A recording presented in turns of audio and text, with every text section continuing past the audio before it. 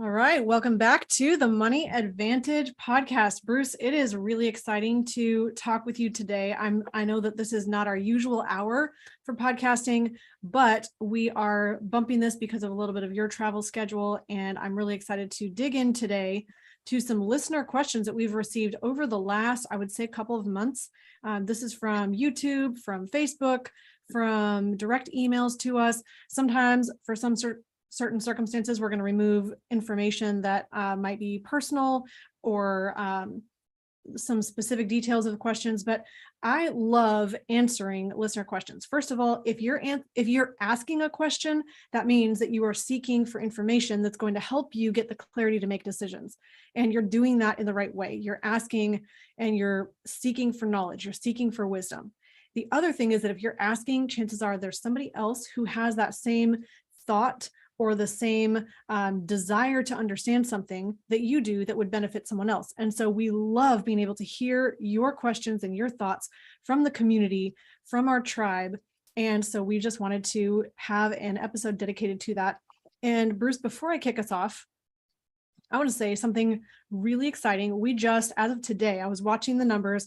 We just crossed over on YouTube, which is where most of our listeners are centered at. I mean, we have a lot on the podcast as well and some on Facebook, but mostly on YouTube. We just crossed over 25,000 subscribers. So if you're joining us today and you're hearing this, thank you for being one of those subscribers. Thank you for being part of this community of people who are independent thinkers and really desiring and deciding to take financial control of your future.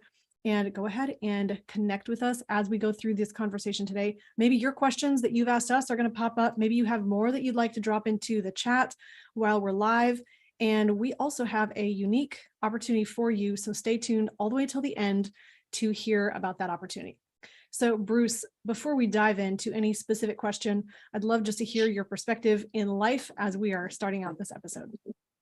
Yeah, well, these are my favorite type of episodes to actually do, and I talked to James Nethery, our fellow IBC colleague, and it's one of his favorites to do too, because what you're doing is you're actually getting to the root of the questions that people really want to know about, and so I love answering these questions. It's funny, Rachel, some of the questions come up. I heard Bruce say, or I heard Rachel say, Yeah. And I'm always amazed because, I'm not above this. Sometimes I make mistakes when I'm talking and you correct me, and sometimes I correct you, because I don't know if our listeners realize this is, we don't script these. We are They actually probably realize it, Bruce. We would be way more, we'd be more articulate if we had scripted this fully, right? Well, and we have guidelines that we follow, but I just want to tell you that the listener, and thank you, and tell you, Rachel, that more and more people that are reaching out to us and our advisors, they're actually appreciating the genuineness of just the educational component. We are not ever going to be TikTok and Instagram, stars, and it's one of those things that does bother me occasionally when I do, because I go on and all this social media because I'm trying to hold Nelson Nash's legacy to the finest standards that we can possibly have. And a lot of times these TikTok and Instagram stars are all they're doing is sensationalizing things.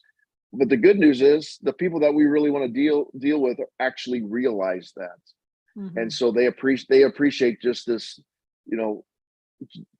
factual, educational information, and then we can go from there. Now, there's things to improve upon. There's no doubt about that. But yeah, let's get into these today. And like I said, it's one of my favorite episode types to do.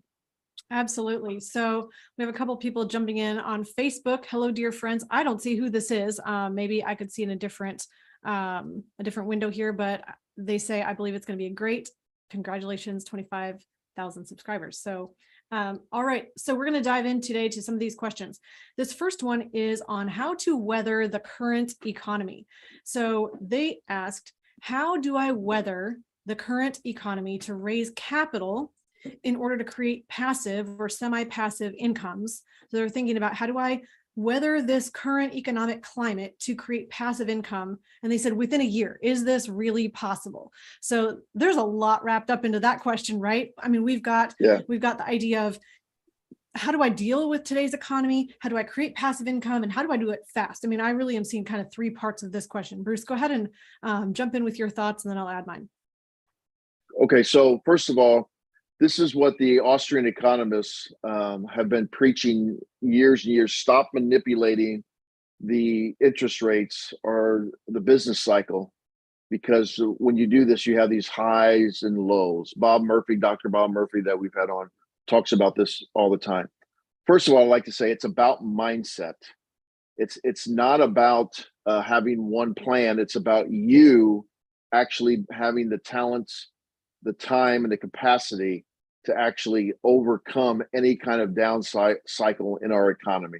Now, I do believe that it's going to happen, and this is not advice, or I'm no guru on this, although our analysts do say that the recession probably will happen in the third or fourth quarter, actually next year.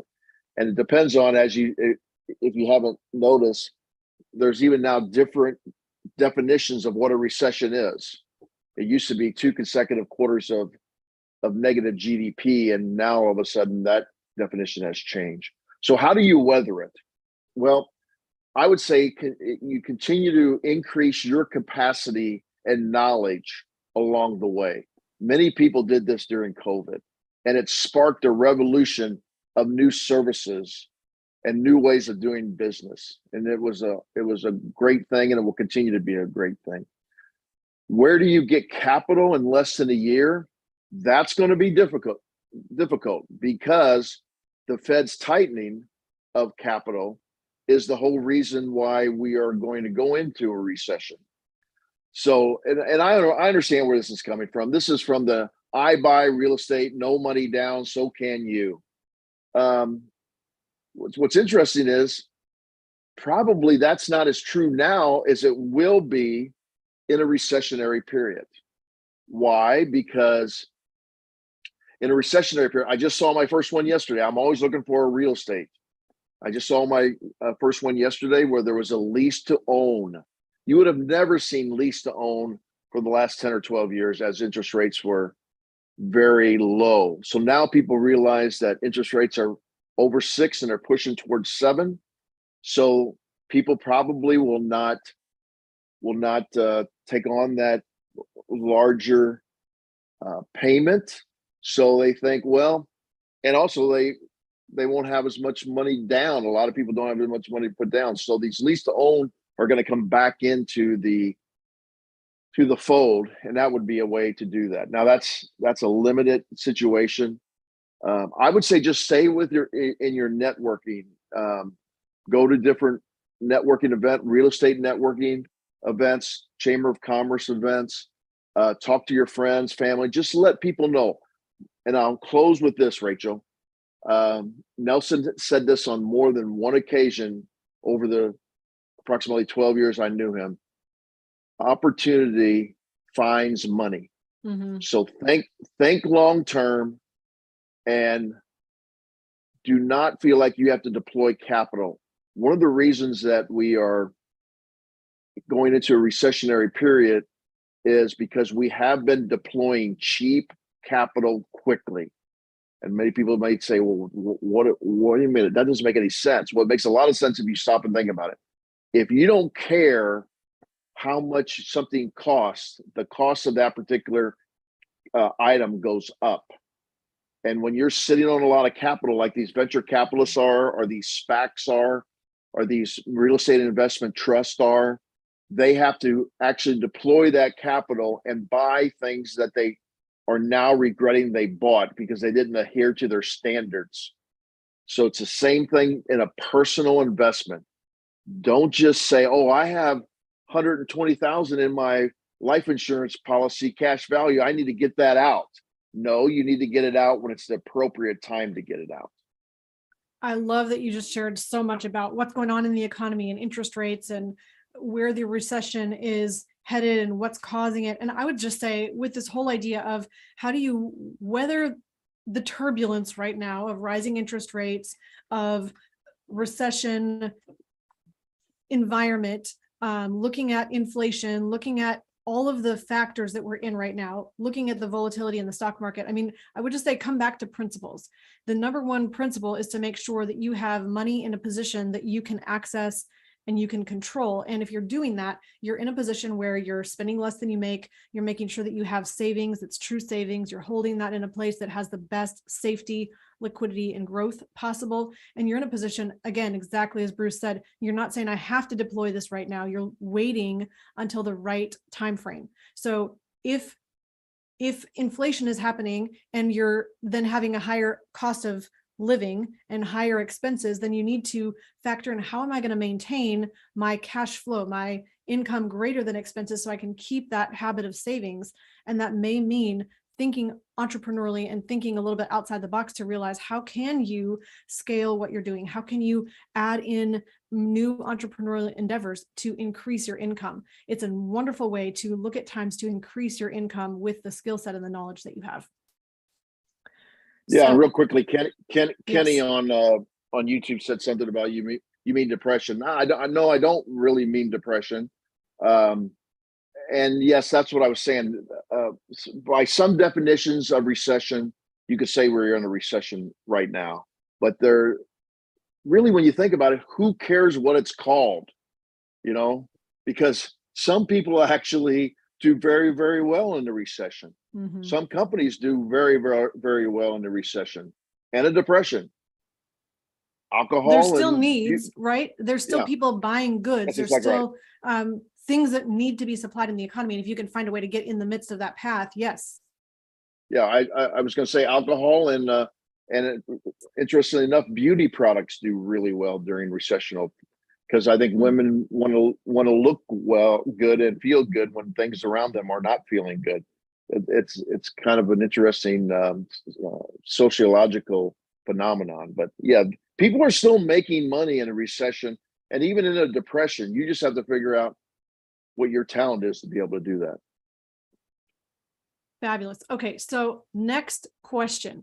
This is from Ida. I'm not going to read the whole question, but this was about the idea of keeping track of borrowed funds. So the nature of the question is, they're in a position of trying to understand infinite banking. They want to know specifically, how do you keep track of, I've got a policy loan, I'm using that policy loan, maybe I have multiple policies, I've taken multiple loans from multiple policies, I'm using those loans, some in business, some in my personal life.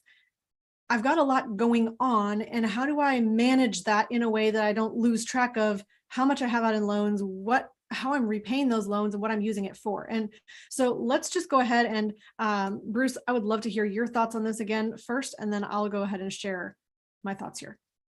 The first thing I'd like to say is, don't major in the minor things.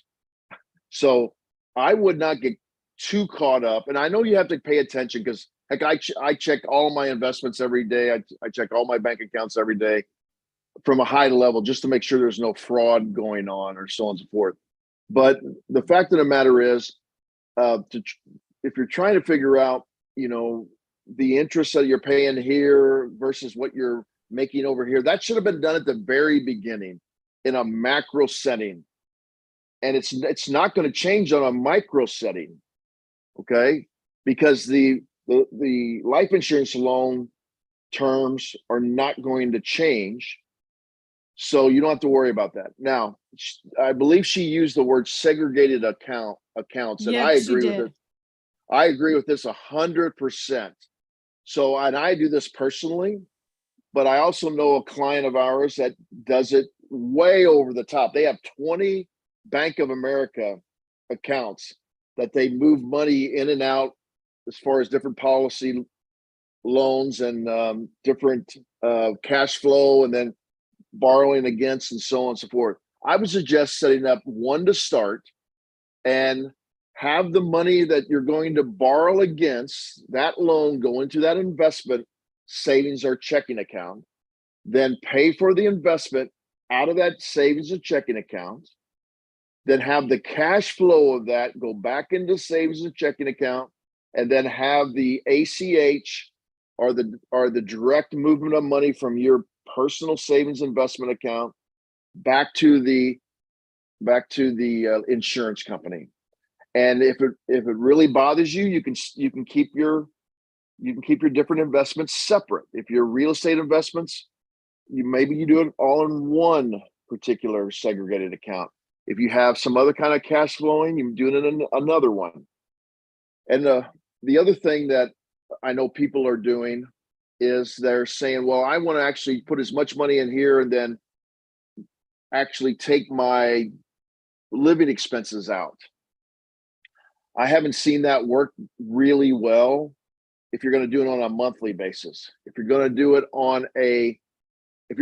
all, and this was never set up to run your daily expenses, like your gasoline, your Starbucks, whatever else you do on a daily basis. This was for large ticket items. But if you're trying to do this, then what I would do is fund your policy, borrow against on a quarterly or probably more likely a semi-annual basis, put it into the segregated account, and then live out of that segregated account. So those are my thoughts on segregated accounts, and I do like them. I do it personally for my the way I do my investments. Actually, so just a quick note on that. We use a segregated account as well, my husband Lucas and I. So we put money for the premium of the life insurance into a separate, what we call opportunity fund. And so that's something that's going in every month. And then we pay our annual premiums. And so we have one account for premium funds.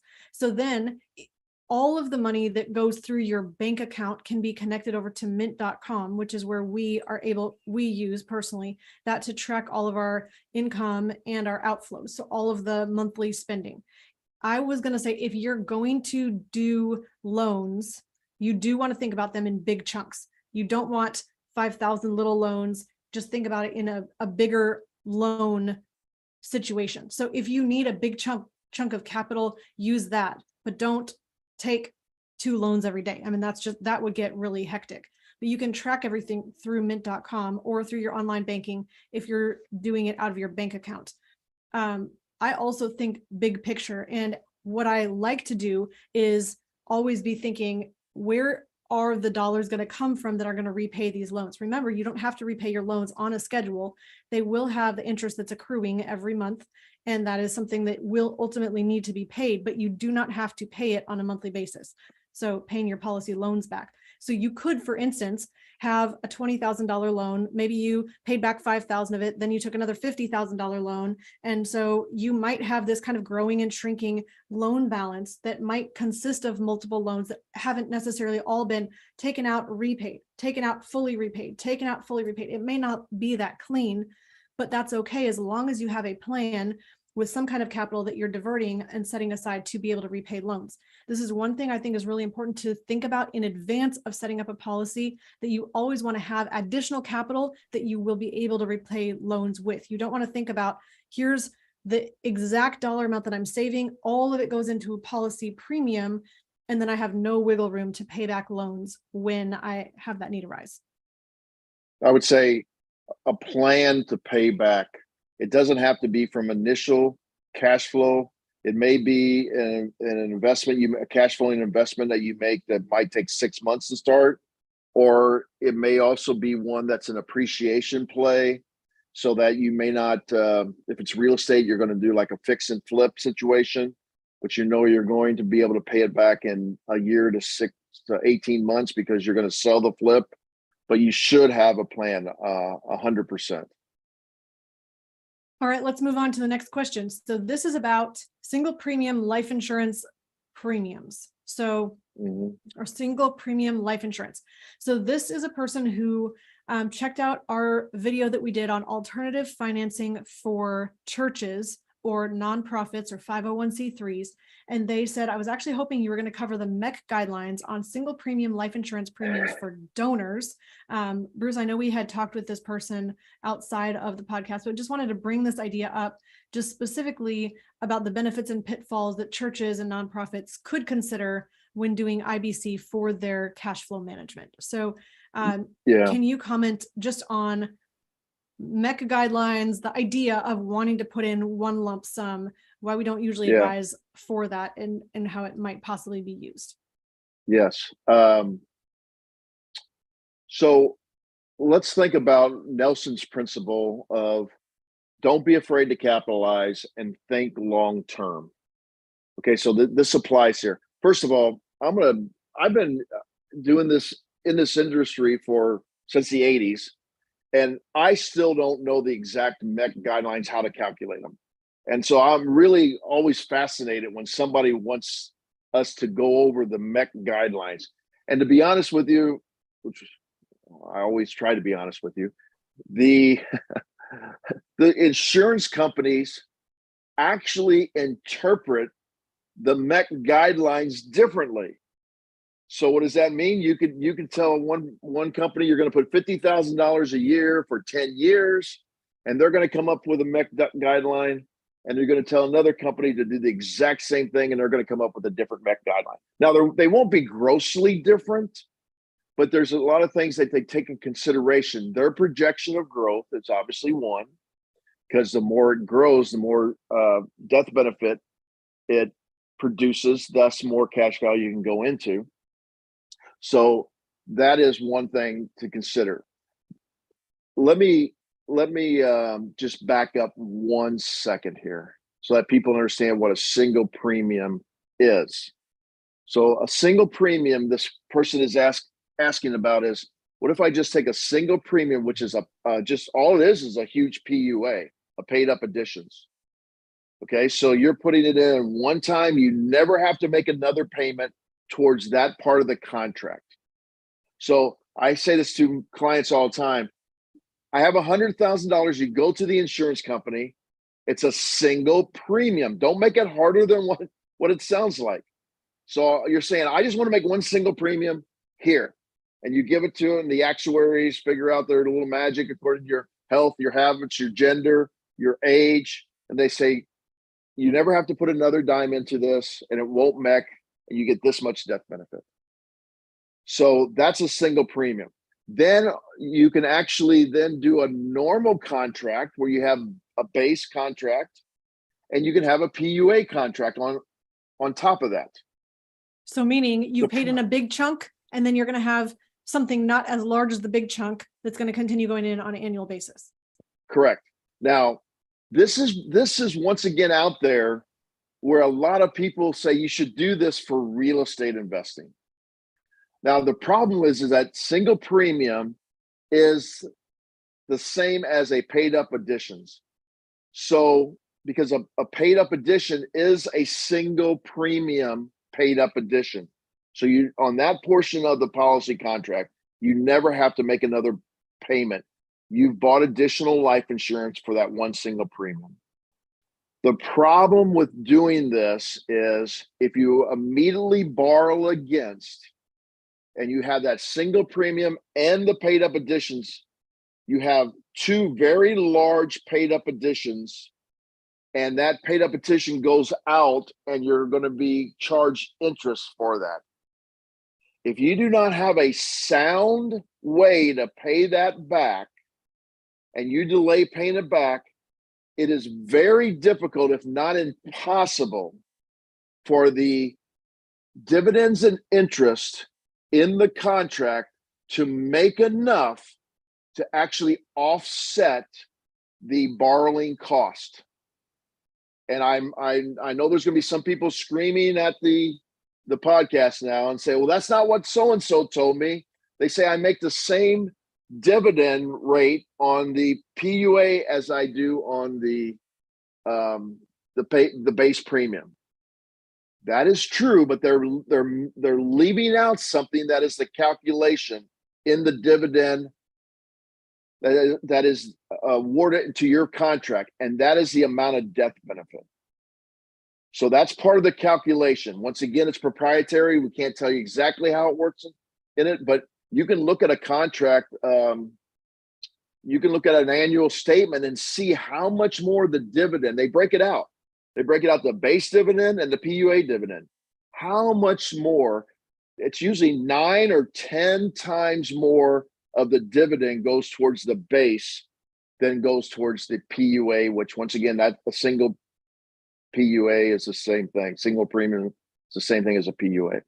So if you do not have the discipline or the wherewithal to make sure you start paying that back, that contract can get offset and tilted. So what I tell people is, listen, why don't we just not do that big PUA, single premium? Let's just do the regular contract. And then we can actually go take that single premium, go buy your real estate with it. Don't run it through the contract, which is heresy sometimes, because people are like, well, you're not getting the compounding effect. Well, you're not going to get the compounding effect if you don't pay back the loan. So go buy it and now use the cash flow that you think you're going to get from that particular asset and then use it to pay your premium in your contract. So now you can actually raise up the premium you thought you were going to use, and you can actually make that cash flow, make it a larger premium. That's thinking long-term. A single premium, and you might do a combination. I'm not saying, I think our listeners realize that Rachel and I are never saying that there's one way of doing things. Yes, absolutely not. So you may think, oh, I was going to put 500,000 in a single premium. Well, now maybe you go do 400,000 in your real estate and you only do 100,000 in your single premium. So these are the things that you really need to sit down with somebody and figure out your cash flow and the likelihood of that cash flow remaining constant. Unfortunately, Rachel, many entrepreneurs that we deal with, business owners, overestimate their cash flows and underestimate, and we're going to talk about this on a couple more questions, underestimate what can go wrong in their business or frankly in the economy at any time. So you have to have some bulletproof strategies to handle that. Absolutely. There's so much that we could say here. Bruce, I love how you unpack that. I'm just going to summarize for somebody who might just want the one sentence version. And I'm sure that this is not going to be as detailed, but basically the challenge with having a single premium policy or having that big lump sum is that if you do that and then take a maximum loan, your cost, which is the interest accumulating on the loan, may not be covered by the dividends and interest growth on the base contract because the growth on the base is less than the growth on the paid up addition death benefit. And so we do want to think big picture. It does not always have to be the one way of life insurance first and then running all of your investments through the life insurance. Sometimes there is a very valid reason to invest first. And as you said, Bruce, then use the income off those investments to fund a longer term funding strategy. Yeah, and before we go to the next one, just let me summarize this a little bit. We may have been actually even guilty of giving that impression. And Nelson in his book talks about that your premium should equal income. But once again, I'm going to reiterate that only happens way down the road after you understand how your cash flow works, how you understand how the contract works. You can't eat the elephant all in one sitting. You have to work up to this particular systematic way of having contracts or running your financial life. Bruce, that was so good. I want to just pinpoint that for a minute. I wanted to bring it up again at the end, but for anybody who might be sitting here thinking, oh my goodness, I'm so far behind. I wish I learned this earlier. I wish I could jump 10 steps ahead and just get to the end goal now and be doing things perfectly, which I have to say, I am 100% guilty of being that human. I don't want a process. I want the finished product. I don't want to go through the journey. I just want the perfection now. And it can be really difficult for that person, including myself, to walk through a journey of saying, well, I start with a small policy because that's what I need to get started. And it might be a couple of years before I add another policy and increase my cash flow that goes into the premium. So if you're starting small, please don't shame on yourself. Just take the step with where you are right now. You don't have to get all the way to the end goal right away. Okay, so inflation protection. This is kind of the question. It's related to inflation protection. So the question is, the previous one was from JJ. I'll try to credit the asker of the question from our tribe here, if at all possible. So this is from Rolando. He said, by default, are cash flow banking policies inflation proof or inflation resistant? Question part A. Part B, especially after they turn into perpetual income streams. We could say that's part B and C, income streams that are perpetual. That's two ideas right there. And then the next part, if not, can they be adjusted to be that way? Bruce, I'm just going to comment a couple things on the front of this, and then I'll let you take it from there. So our cash flow banking policy is inflation proof or inflation resistant. It depends on exactly what you mean by inflation proof or inflation resistant. But if you would say the cost of goods and services that I'm spending in my everyday life are going up. We look at the price of gas, we look at the price of groceries. I mean, I don't even know if it's doubled almost in the last year. There's just so much added expense in our everyday life. So you look at inflation is rising, meaning expenses are higher for everyone. What I want to do is have the best growth rate if I'm trying to compensate for inflation. However, if I just look at trying to take the highest risk possible and diving into Bitcoin or crypto or some investment strategy that I think is going to get the highest rate of return, I have the potential for loss or not going forward. And so really, I want to have as much safety in my financial life as possible.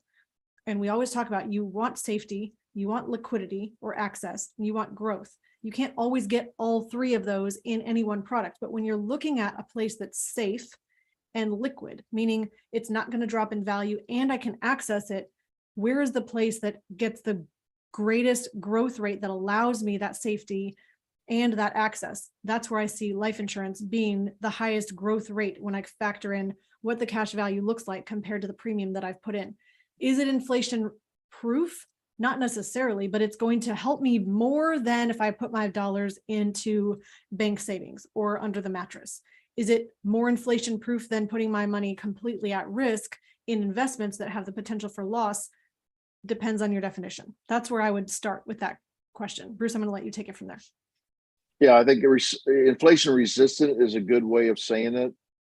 You know, what's interesting, historically, some of the companies that we work with that are paying anywhere between a 5 and a 6% dividend have paid as high as 8 and 9% dividends in the past. And why is the dividend change? Is because it's an interest rate driven product. 75% of the investments an insurance company make are in interest rate driven products. So it just makes sense. As the interest rates go up, they can get more yield. That's a fancy way of saying more income off that particular interest rate driven, mostly bonds, but they do invest in real estate, which is an interest rate driven product also. So it just makes sense. Now, what I want people to understand is if you go from 5% dividend to an 8% dividend, that's not a 3% increase. That is a 60% increase. Okay, so your cash value will not go up by 3%.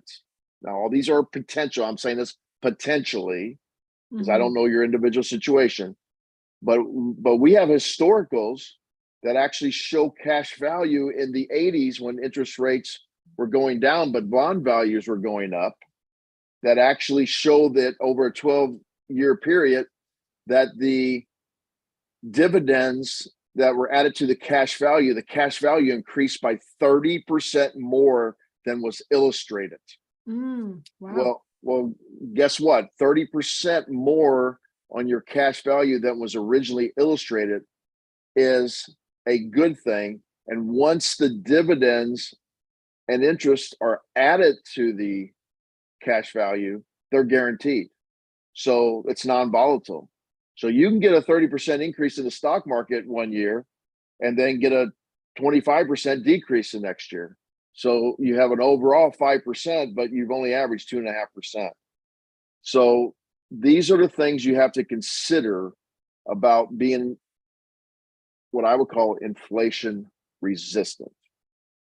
Bruce, there's a whole nother part of this question, and I'll just speak to this real quickly here. So Rolando asks as well, especially after they turn into perpetual income streams. And so what he's speaking to is this idea that, again, can be oversold in the infinite banking community, that you fund a policy for the purpose of retirement income, and then at a certain age, you begin taking off a loan or even a withdrawal in those years, every single year, as a source of income. And I would just caution anyone from looking at life insurance as a primary income source. It is a fantastic last resort for income because it's something you should hold as long as possible. If you think about compound growth, the greatest benefit of compound growth is at the end. So if you start doing something before the compound growth has risen to its maximum peak, you're limiting the potential. So if you are looking at life insurance to say, how do I start taking income as soon as possible from this, as long as possible, you're going to have limitations. But if you think of it as an income buffer or a volatility buffer for income when your investments are down and you may not want to take income out of your investment fund at that time, or if you think of it as, well, after I use up my investments, now I can tap into the life insurance as an income stream. You have a lot more capability for what life insurance is going to be able to offer to you than if you think of it as a first resort for income. Bruce, I don't know if there's anything else you wanted to add to that idea. No, that's great. And just look up the podcast of Dr. Wade Fowle. He'll talk about this. I think where this is coming from, Rachel, is the IUL community is touting this as a tax-free income source for you in retirement. And it can be, but once again, you have to caution yourself that it shouldn't be the only one, especially now. A lot of those IUL were featuring premium financing, and we haven't even talked about this, but actually where you're borrowing money to actually make your premiums, which in some cases can make sense, but most cases it doesn't make any sense. And we're actually going to talk about this, I think, yet today, because somebody asked about. Well, we'll get there. What's the next one? All right. Okay. So here's the next question. This is about maximizing pension plans. I'm going to summarize this question. It was a fantastic question, but I don't want to share personal information. And I also want to just condense this. This was from a guy named Michael. So he mentions that he spent 21 years putting money into a defined benefit pension plan. That defined benefit word is going to be key in a second. And then he was talking about what his cash balance in the pension earns, just 1% while he's waiting to use this capital. Then there's the options for how you can take money out of the pension plan. There are fixed monthly payment, a lower fixed monthly payment with a lump sum up front, or a lump sum, which is cash out altogether and no monthly payment. So this is 3 options for accessing the cash that's in his pension. Then he's also saying, well, there's another option, and it's to do with survivor benefit, which is when he dies, does this pension continue to pay to his wife or not? So he can have an option for, if he dies, it continues to pay to his wife every month at 50% or 100%.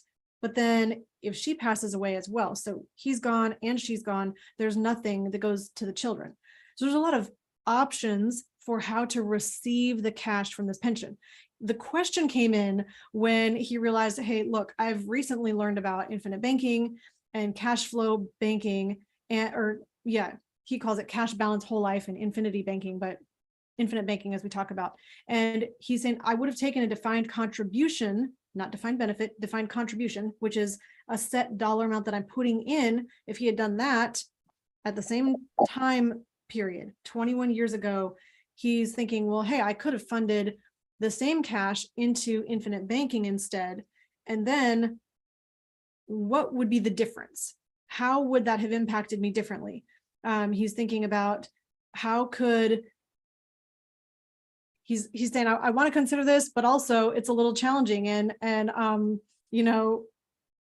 unnerving to think about what you could have done if you knew better in the past. So we never want to shame on anyone or have you bring shame on yourself for decisions you made in the past. You can only make decisions going forward today. But he's also saying, how do I decide what to do with how to take this income in the best way possible? So Bruce, you've done a ton of work with pensions. I know they're not as necessarily relevant with not as many people using them today, but can you just speak to pensions and how to conceptualize this in terms of the best decisions possible?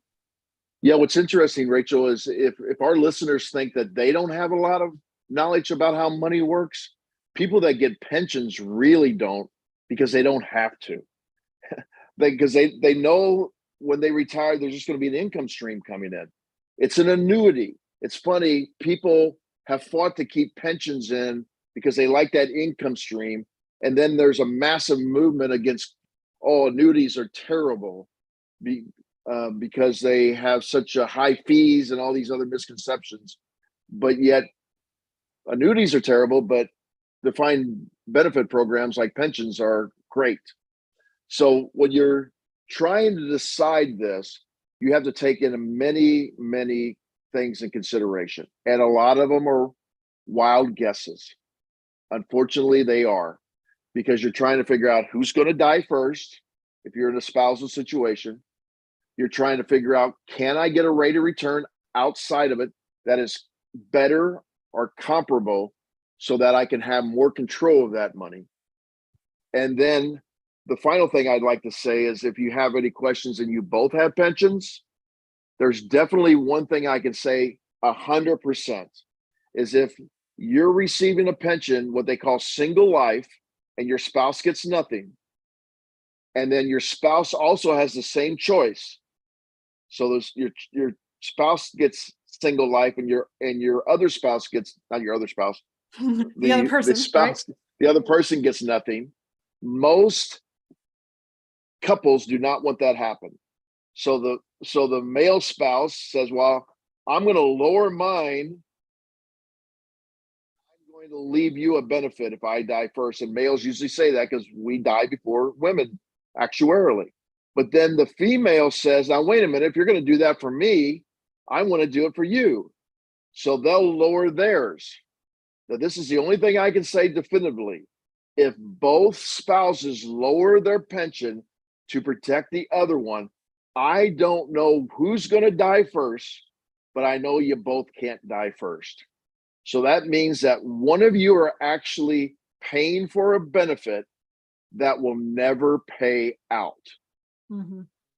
So then you have to say to yourself, at least one of you ought to consider taking out a well-designed whole life, keeping the pension at single life level, and then instead of your spouse getting the payout on a monthly basis from the pension, they will get a tax-free death benefit that they can use in lieu of the monthly benefits. That's the only thing I can say definitively. Now, how much you do it, how you structure it, then that we have to look at it on an individual basis. I love that you shared that, because I think often when somebody's asking a question, and not all of these were designed to be answered in a public format, but I think sometimes it's really helpful for somebody to hear these questions and hear the thought process. But we can't answer everything in a public format because just so much depends on your specific situation and your specific options available to you. It is very interesting if you are currently starting to make decisions. Maybe you're at the beginning of that 21-year timeline and you're saying, hey, I have an option to have a defined benefit pension plan that I put capital into every year or every month, or I have the ability to do something else with that cash and maybe put it into a life insurance policy. What's going to work out better for me? The cool thing is, if you did put money into life insurance, you know that for sure at some point you will pass away, and at some point that benefit will pay out to your spouse. And if your spouse has already passed, that will pay out to your heirs, whoever you've designated, whether that be your children or a trust. So you have the ability for the payout to be given for sure to someone, to benefit someone. It could even be a charity. It may not even be a direct descendant for you, but you have the ability to have as much capital to be used however you wish that could benefit whomever you decide. All right, Bruce, we are covering a lot and we have lots to go. So this is a very quick and simple question. This is about the time from beginning a policy to taking out a policy loan. So the question is from Beverly: how long does it take before I can borrow from myself? I'm going to point out two things before we get started in this question. Nobody borrows from themselves. So this is a misconception. And again, it could just be semantics, but words are very important. Bruce, you say this all the time, and I think I'm borrowing your language. Words matter. So you're not borrowing from yourself. This is a misunderstanding with infinite banking in the life insurance community. When you pay premiums, you pay them to the life insurance company. They give you a life insurance policy, which grows cash value. That cash value belongs to you. Your contractual right is not to borrow from your policy. No, it is to borrow from the life insurance company against your policy. So nobody is borrowing from themselves. They're borrowing from the life insurance company, paying interest for the use of that capital to the life insurance company, contractually guaranteed or contractually made possible to you because you own cash value inside the life insurance policy. So just let's clear that air for a second. You're borrowing from the life insurance company. Then how long does it take, Bruce? I mean, generally. It depends on the insurance company, but it's anywhere between 2 weeks to 30 days. I don't know of any of them that are past 30 days. My last thing to say about that is if you have to get the money back in 30 days, then maybe you're not thinking long term. And then maybe you should have a different strategy. Maybe use the cash to buy the cash flowing investment, have the cash flow from the investment pay premium to the policy. Maybe that makes more sense for you. Perfect. All right. This question is, I don't know which podcast this was on, but this is from Rob. He says, I heard Bruce say today on the podcast that someone is losing control of their money by paying off their mortgage without first building up the cash value to equal what you owe on the mortgage. Why do you lose control? I have a policy that I'd like to start paying on my mortgage extra. So I'd like to use this policy cash value to start paying extra to my mortgage and would like to know what's the error in doing that. So A, Rob, thank you for listening to the show. B, thank you for pointing out something that didn't make sense and really trying to think this through and work this through in your mind. I would love to answer this, but I'm going to let you, Bruce, because it was directed to you. So you go ahead. So Rob, thanks for I don't think I made an error, but maybe I wasn't clear enough. What happens here is, and actually, I'm passionate about this because I had clients in 2008 mortgage crisis that were actually hurt really, really badly by prepaying their loan down. In one case completely, in another case, they paid it down religiously to where the mortgage wasn't paid off, but it was down really low. And then both spouses lost their job and they could not access the cash that they had in their home. In one case, they didn't have a mortgage payment. The other case was even worse. They still had the same mortgage payment and they didn't have access to cash. Because all you have to do is go to the bank when you both lose your job and say, I'd like to make a loan, a home equity line of credit, or do a cash out refinancing. And the first question they're going to ask you is, where do you work? Because they want to know how you're going to pay this loan back. And they're not even going to get to the application process because in their minds, you have to have cash flow to pay the loan back. Mm-hmm. So what you do is to stay in control is, yes, you're going to pay interest to the mortgage company or the bank, but you are going to earn interest and dividends. So one's going down, the mortgage going down, the cash value is going up. As soon as they meet, you can then take a loan against your cash value. You're in control those years. All those years, you can pay it off. You have no mortgage. Now you take your mortgage payment, you pay it back to the loan at the insurance company. Now, guess what? If you lose your job, the insurance company does not require you to continue to make that loan payment. You can take a hiatus. You can lower the loan payment. You're in total control in that case. So Rob, thanks for pointing that out. I probably didn't make that clear enough. I love the question though, because I think that this taps at a huge emotion that so many people have. And that's that the American dream is to be a homeowner and I want to pay off my mortgage as fast as possible. There's just a huge mindset in our country. There's a giant number of people that I know ascribe to this idea that they want to be debt free and have that as quick as possible. And the thought is, well, debt means a burden. It means bondage and slavery to the lender in a way that, well, they're in control. So I want to have all freedom. I want to have no payments, no debt obligation, and I want to be completely free and debt free. The problem that I see though, is that ends up putting people in a position that they do lack control, because if the primary goal is just to be free of debt, you're putting all the extra dollars into reducing that debt, thinking, well, as soon as I get debt free, now I'm free. But the problem is, if you have need for capital or desire for capital, maybe it's just a good investment that you want to access money and use it for something, you don't have as much access to the capital that's in the four walls of the house, in home equity, as you do in another place where you can tap into it and access it. So I always like to think, where do I have the most control? That's really where I want to be storing the majority of my cash. And home equity is not the best place for the maximum control. All right. We are going to see if we can squeeze in one or maybe two more here. So this is a next question. Oh, I love this question. Do you help individuals that already have infinite banking policies? This has actually come up many times, and I'll just say, yes, we do. The reason is that there are so many questions that can arise. How do I use my policy? Am I ready for another policy? How do I pay off this policy loan? Is this properly structured? Should I exchange this, do a 1035 exchange into a different policy? Maybe I have term insurance. I want to convert that to whole, but I'm not with a company that it has the convertibility option. There are, well, I guess that person wouldn't have infinite banking yet. They would have a life insurance policy. So yes, if you currently have questions about infinite banking, we can help you. Bruce, I know you probably have something you'd like to add to that. So I'm going to pass the mic to you. Yeah. And one of the things that we try to hang our hat on here is that we have a succession plan at the Money Advantage, which includes our wealth firm, E3 Wealth in St. Louis and other places across the United States. And so customer service is very important to us.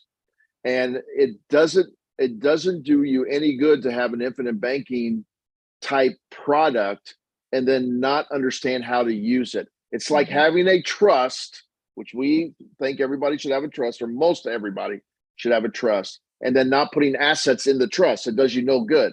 So if you have an infinite banking type contract and you don't know how to use it, we'd be glad to sit down and talk to you about that. And then we would talk about other aspects of your life and how to maximize that situation. Absolutely. Awesome. All right. So Bruce, I'm watching the time. Let me ask you this. How much more time do you have that you want to go? Do you need to be done in 4 minutes? If so, I can wrap us. If not, we can take a few more questions. No, I'm good. Okay. I'm good. All right. This is going to be a question about cash value and death benefit. I'm going to leave a little bit of information out on this question. This is from Jim. And so he says, I'm a subscriber to your YouTube videos and you talk much about IBC and dividend paying life insurance products. I have a specially engineered dividend paying whole life product from, he names a company I'm not going to share here, that has a PUA rider on it. My agent, who's left nameless here, is telling me that the death benefit and the cash value are both paid out at death. This is the key of the question. I don't think it works that way. Is there such thing? What would it be called? Or perhaps the agent means the cash value of the PUA side along with the death benefit are paid out. I appreciate any thoughts you may have. Let's just clear the air on this. Unfortunately, some people do not communicate in a way that let me just say that they don't share the truth about something, or maybe they don't fully understand, or they communicate in a way that's confusing and leads to confusion. So Bruce, there's two ways we can explain this, and let's do both just for the sake of discussion today. Here's your death benefit. The death benefit is the amount of your life insurance policy that's paid out to you when you die, or paid out to the person that you've designated as a beneficiary. Clearly, they're not going to pay to you if you're not living. So it's paid out when you pass away. I think of your cash value as a part of your death benefit, very much like equity in the home. You buy a house for $1 million and you have $500,000 of equity.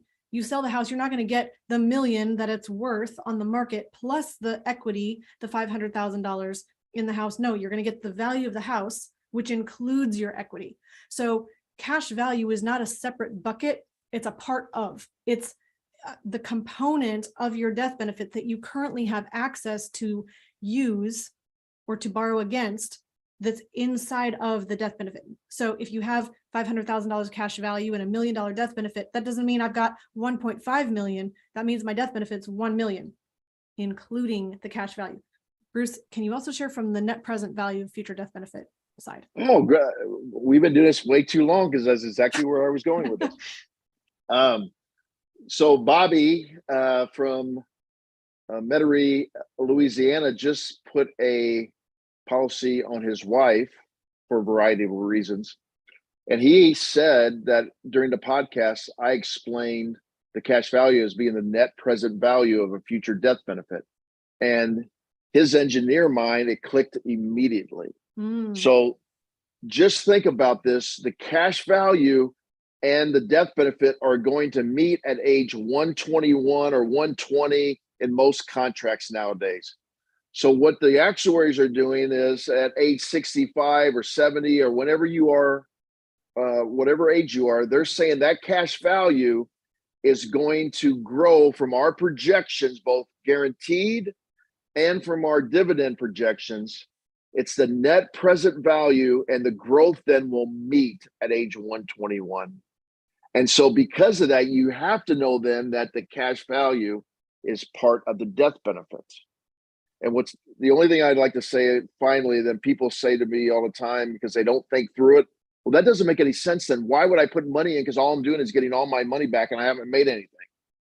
We're not saying that. We're saying that some of these contracts you can pay on for 121 years. Some of them you pay on for 10. They're called 10 pays. Some of them are 20 pays. Some of them are 30 pays. Some of them are 40 pays. Some of them are paid till age 75. You always put a considerable less premium in a contract than what you get out of the contract. Awesome. Okay. All right. So thank you for sharing that. Hey, Jim, can you sign up and see us, and we'll look at your specifics and we'll just go from there. Because perfect. like Rachel said, a lot of times when you're talking to an insurance agent, although I can actually say, and James Nethery and I talk about this all the time, there's not bad people in our industry. They're just people that have not been as passionate about finding out the truth about how these contracts work that we may have. And I can pull it out right here. I take the contracts because they change every time. And I was reading them on the plane because I want to try to make sure I understand everything that's in that particular contract. Unfortunately, a lot of insurance agents, they just hear something and they automatically think it's correct. So they don't do the research, but we'll help you out in your particular situation. Bruce, I love that you pointed that out. I hope that if you're part of this tribe, you know that we are continual learners and we ask, and we know that you are too. That's the reason you're probably here, because you're continuing to add to your knowledge and your wisdom. And so this is something that I love, Bruce, that you shared. People who are passionate enough to dig into something and really understand it. So be that person. Don't just stand from the 10,000 foot view and say, yeah, I got the details. Continue to dig in. And the more you pull something in close, the more the contents become clear and you can understand it much more clearly. Hey, can I make a suggestion? Let's skip the next one because that could be a whole podcast in itself. Let's go to the investment and international. Okay. That's okay. All right. Yep. Perfect. Okay. So investments. This is Mark. We ask a question in our email. We are always asking, what's the number one question or struggle that you have about building businesses and about finance in general? And so this person is saying, Mark is saying, I would like to know how to identify vetted sources of passive income to increase cash flow that are not stock market investing.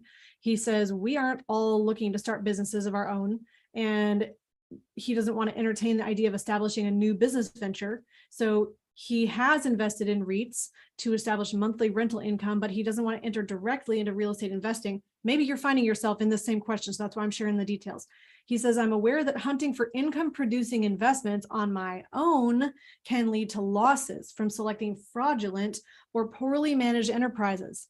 So how do I sort out this seeking for passive income? And I just want to commend you, Mark, for asking this question, because you're recognizing the personal responsibility of running your own financial life. I mean, we all have that burden to say, well, if I put money into this investment, it may turn out and it may not. And I run that risk, and I have to accept that risk and continue to move forward with every investment decision, and always be thinking, if there is a loss, I'm going to learn from this and apply that to the next investment that I have. So Bruce, I'd love to hear your thoughts from here. First of all, Mark, I love your mindset, just like Rachel said. it's all about personal responsibility. But what you're asking is, how can I limit the threat of a loss? And when you invest, that's the definition of investing: possible loss because of possible gain. You can limit the risk, and in most cases, then you limit the gains. Now, we're not giving investment advice right now, but there's a couple of ways to do it. And Rachel, I travel across social media, and I have several email accounts. And because I'm an investment advisor, people are always touting, "Hey, look at this investment. Give it to your clients and see if they want to invest it." And all I can say is that if you look towards individuals that are with broker dealers, those broker dealers actually do due diligence, and hopefully the investment brokers also do due diligence. I am not a huge fan of just doing one-off syndications on this based on pro formas, unless that particular person or entity has a history. So I'm on our due diligence team at our wealth firm, and we actually look at three things mainly. We look at the experience of the sponsors.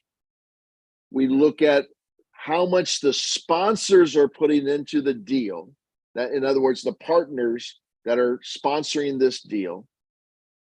And we look at the management fees of the particular deal.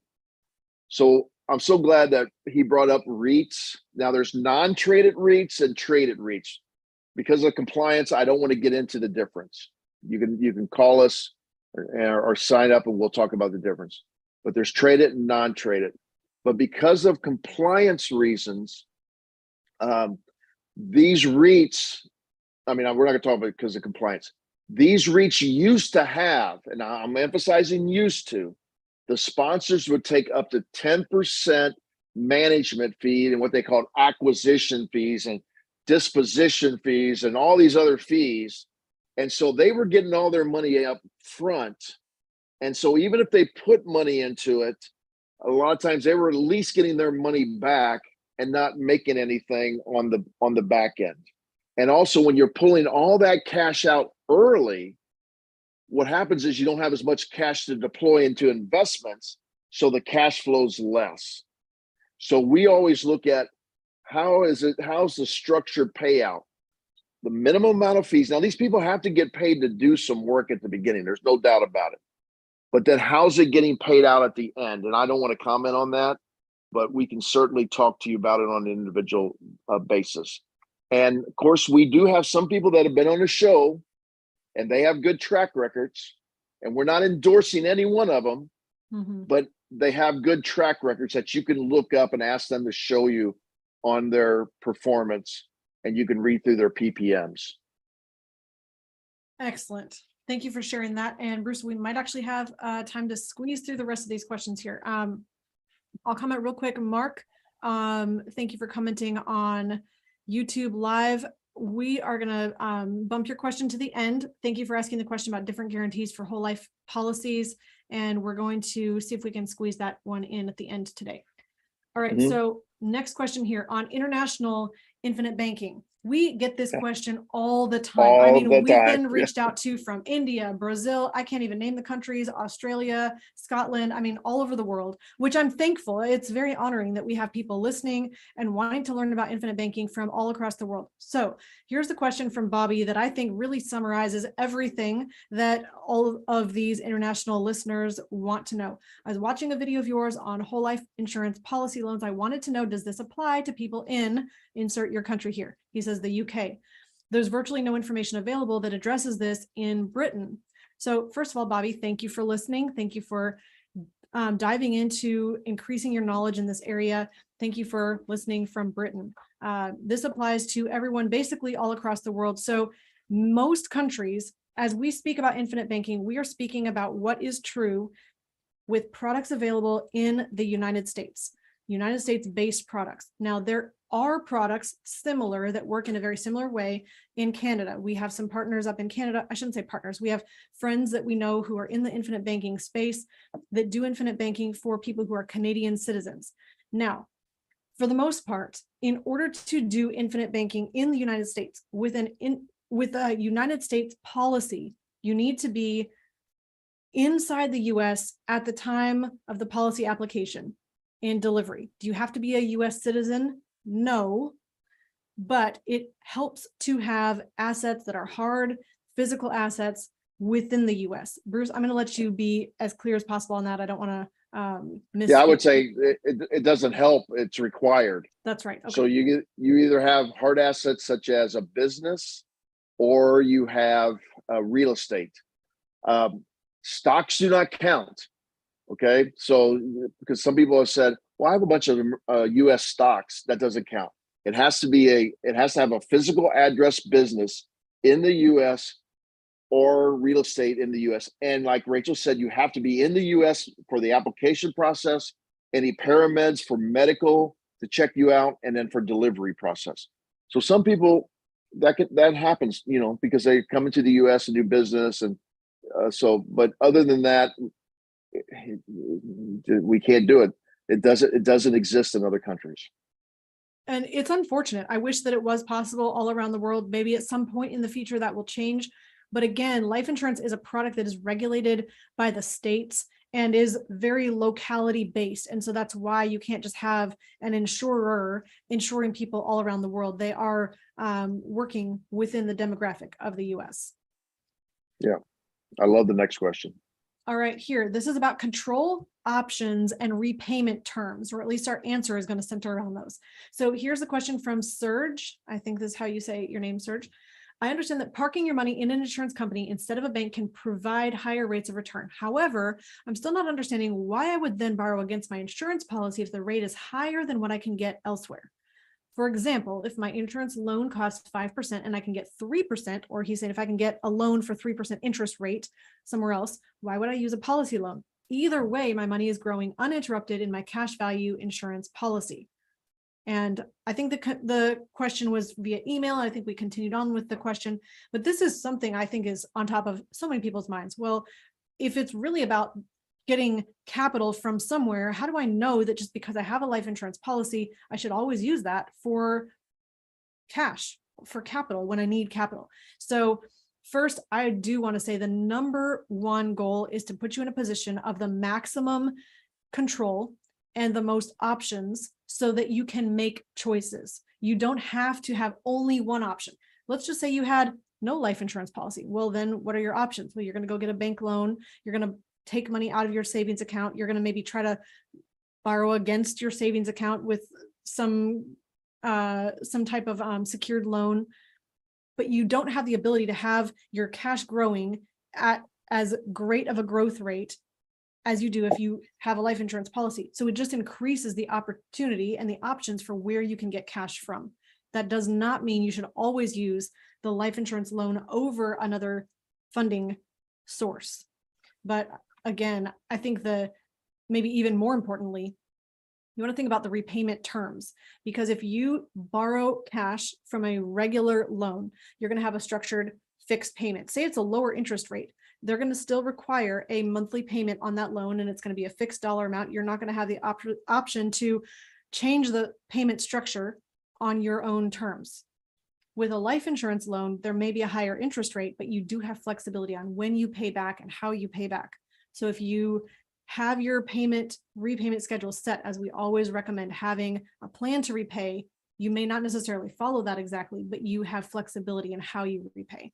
Bruce, I hope I didn't steal anything you were going to share. So no, because you don't know this. We actually have two clients right now who did what's called a collateral assignment. It's in the contract. You assign your cash value and your policy to the bank or the lending institution. Then they will lend you, in both cases that we had last year, at 3.75 instead of the 5%. Okay. And it was at Surge. Mm-hmm. Yeah. If you want to do that, go do it. The cons is the payment schedule is controlled by the lending institution. Both of them also had floating rate interest rates. So it was nice when they got in, but no guarantees it's going to stay low, right? And it went up. And guess what? Now they're trying to get the collateral assignment out of it to then pay off the loan. So now they have the loan with the life insurance company. Well, the lending institution is like, well, if I release this, so now you can get the cash value to pay us off, there's a delay. How do we know you're going to then access the cash value to pay us off?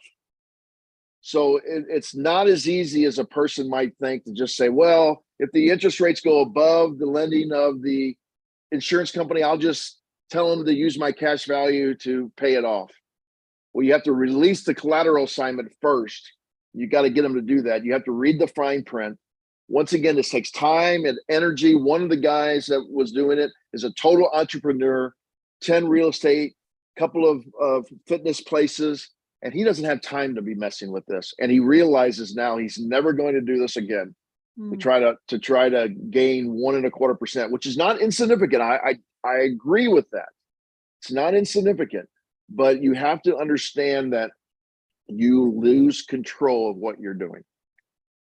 Wow. Thank you for sharing that. And what a powerful way to learn from the experience of others who made decisions that were good and decisions that cost them something. So, all right, let's see if we can conquer this one here. So this is about buy term, invest the difference. Now, again, we could dedicate entire podcasts or even series to this, but let's go ahead and attack this question here. So this is from Ethan.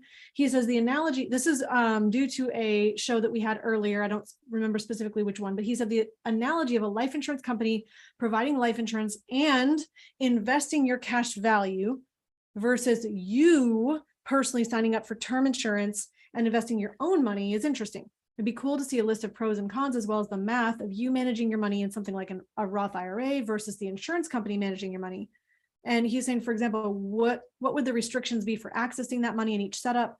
How does the insurance company's investment strategies compare to a conservative set it and forget it DIY portfolio, for example, a basic 3-fund retirement portfolio? So fabulous question. Bruce, I'd love to hear your big thoughts on this. And then I have something that I'd like to add in.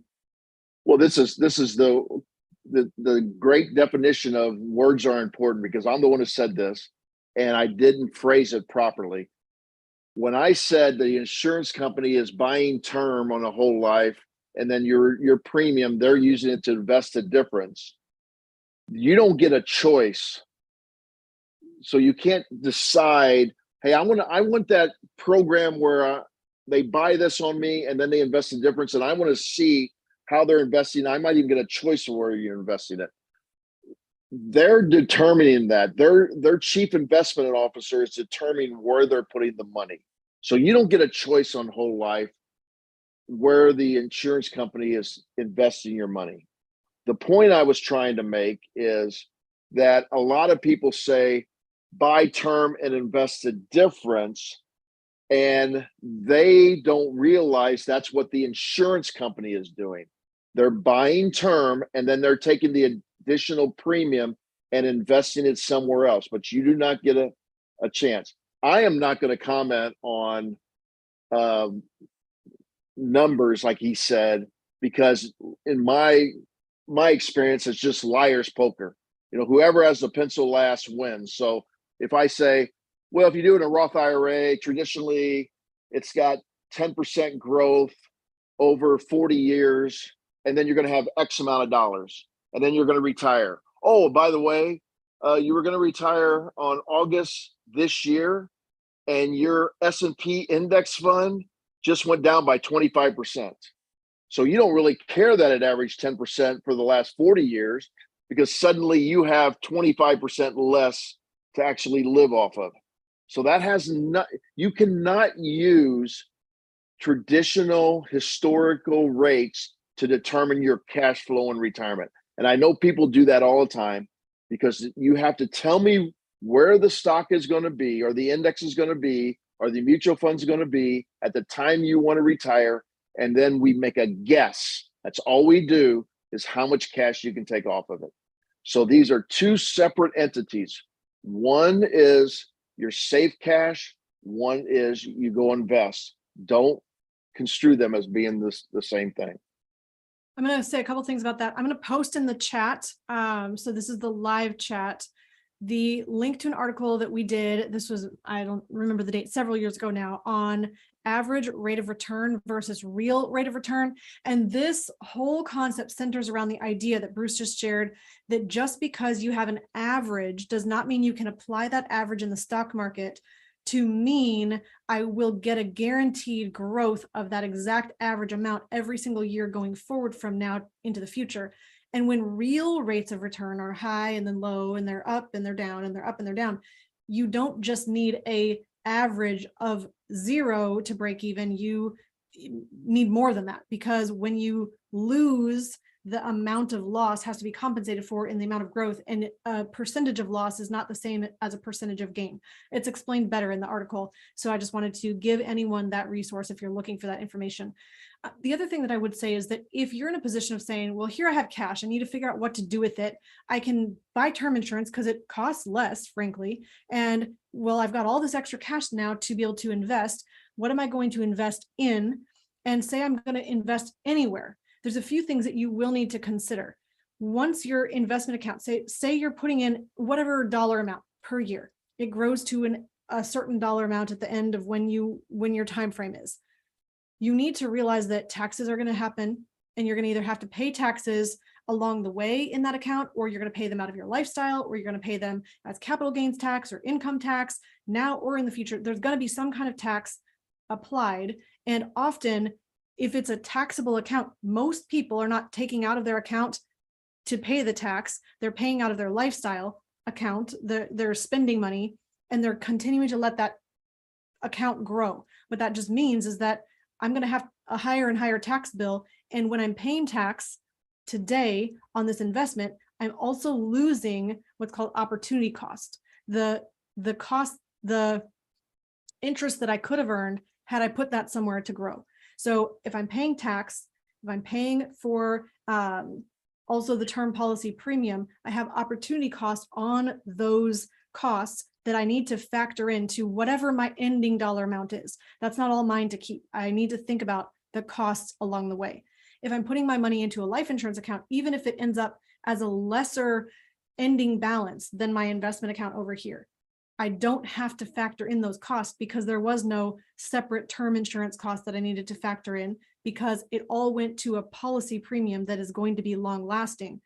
And I don't have to think about tax because the tax advantages are tremendous in terms that I don't have to pay tax on this cash that I've put in. I've paid tax before I put the money in life insurance, and I'm not going to have to pay tax again if I use the policy properly. So that opens a whole can of worms about tax that we could address. Again, that's going to be in another show. Yeah, and all you math people that want to go through the weeds on this, go to Dr. Wade Fowle again, his white paper. He did all the mathematical calculations, and he's not a life insurance guy. He's a money manager guy. He's a registered investment advisor, and he sees the mathematical reason why this is true. So I would encourage you to read his white paper. I'm just checking if we might not have linked to his white paper in the article that I linked onto the show. So I might have to double check that link. Bruce, we had one really cool comment, but I think we're going to save that for a different show. And I am going to go over to Mark here, who asks, are there different guarantees for whole life policies, referring to different insurance companies? Yeah. Bruce, you want to take that one? Yeah, the new 7702 laws that went into effect at the end of the Trump administration forced the insurance companies to make different guarantees amount. Now, what is interesting in this, and I'm not going to tout myself as an expert on this. So everybody listen, I just said that. I'm not an expert on this yet, because this just came out at the beginning of this year. So what happens here is they've lowered their guarantees. Remember, these are gross interest guarantees, gross. They used to be 4% on just about every policy, but then they had the fees and the cost of insurance that would come out. That's net. Okay. Now they've lowered it anywhere between 2 to 2.75%. Some are 2.25, some are 2.5, some are 2.75. And even those don't make a difference. And I know people are screaming because everybody says fees always make a difference. So interest rates always have to make a difference. No, because you do not have the same types of fees and cost of insurance with every company. So what you really should look at is the guaranteed cash value, in my opinion. And even there, I would say, if you're only focusing on the guaranteed cash value and not on the overall growth, then you really don't believe in the insurance company's ability to make money for you in their dividends, which every company we've used has made money for their policyholders for 117 to 175 years, depending on which company. So yes, guarantees are important, but guess what? Here's the kicker on this. The lower guarantees put less pressure on the investment. When you put less pressure on the investments, they actually can get higher returns, and then the dividend isn't affected.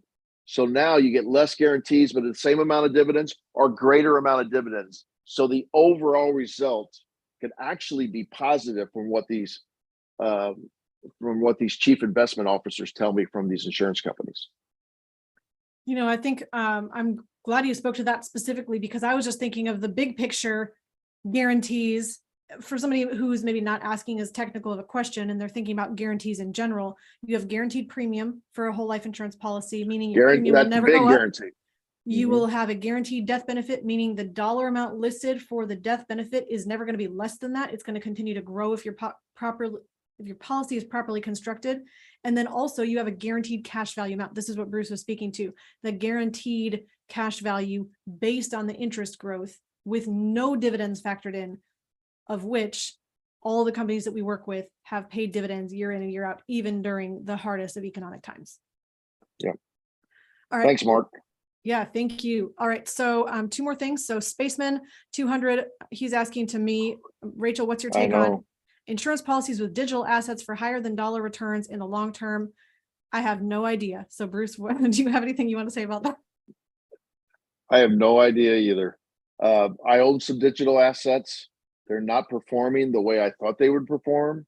I understand we're in a volatile time, just like any new currency in its early infancies is going to be volatile. I'm just going to go back to what Nelson, I always turn to Nelson. Nelson says, if you're going to save, if you're going to invest, but do not mix the two. And I think if you're paying out in digital or paying with digital assets, that's an investment that you're trying to use for your savings. I've actually had conversations with some of our clients who have bought large amounts of digital assets and have lost a lot of money in these digital assets. That's not savings, because absolutely not savings. No, and so I would presume presumption that an insurance company wouldn't put a majority of their assets into digital currency anyway. They would, if they're using that at all, I'm sure it would be a very small percentage of their portfolio. Where we try to stay insurance company agnostic here on this program, but there is one insurance company that bought $200 million of Bitcoin. And that sounds like a lot, but I'm doing the math right now. They have $5.6 billion of assets. So if you do the math on that, it was really only like 3/10 of all their assets were in digital currency. So it really 3/10 or 3/10 of a percent. 3/10 of a percent. Okay. So we low. Think about it. Yeah, we think about it. Oh, $200 million. That's a lot of money. And to the average American, obviously that's a huge amount of money. But when you have $5.6 billion, I believe I did the math in my head and on the but you can check me out. It's a very small percentage. All right. So 2 last things. This has been the longest show of all time. This person is C. They just listed their name as C, and I'm just going to read a part of what they wrote.